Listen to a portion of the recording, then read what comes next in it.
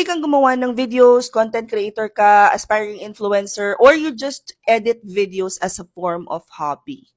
Pwede nga bang i-turn itong hobby na to at itong passion na to into a project or eventually profit? Hi, my name is Mary. I post easy to follow daily tasks that you can do to start your freelancing journey.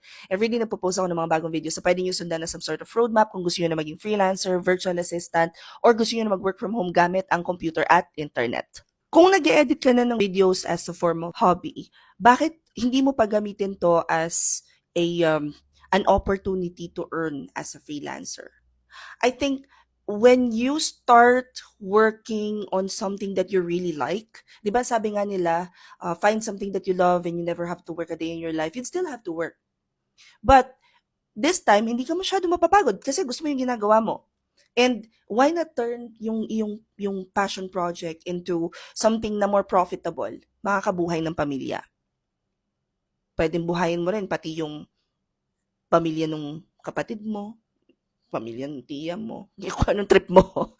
But I think gaining a solid foundation in video editing allows you to have that work-life balance that you're looking for. But at the same time, okay yung kitaan as long as tuloy-tuloy yung pag-aaral mo. When you start by familiarizing yourself with the basics of video editing, alam mo yung matututo ka ng different video editing software options na available, kagaya ng Adobe Premiere Pro, Final Cut Pro, or DaVinci Resolve. There are numerous online tutorials and courses and certifications that will help you learn the fundamentals of video editing. But a lot of times, tayo kasi, kagaya ko, kinesthetic learner ako.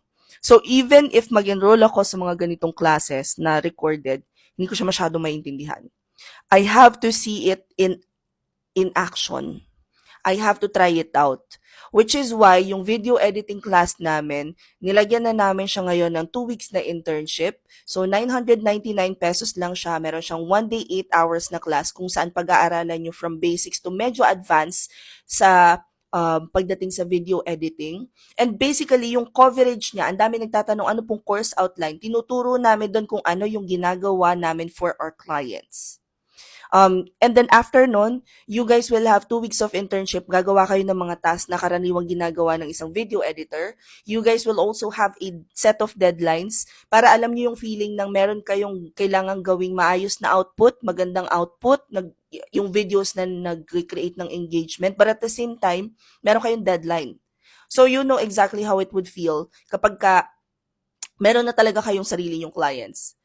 At the same time, yung output nyo para dito sa internship na to, yun na yung pwede nyong ilagay sa inyong portfolio. Which definitely helps kapag mag-showcase na kayo ng inyong mga projects sa mga clients. If you guys are interested to enroll, mag-join na kayo.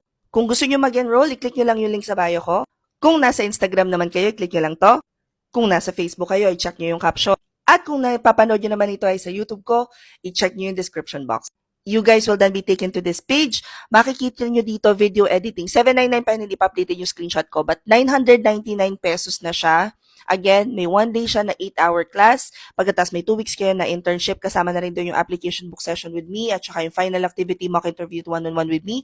Lahat nandun na po sa 999 pesos. So kung interesado kayo na matuto na maging video editor or you just want to upskill and add this particular role or skill set na makakatulong for you guys to land higher paying clients, then this class is for you. Comment any questions you guys have about working from home. Follow for more work from home chismis. See you at the classroom.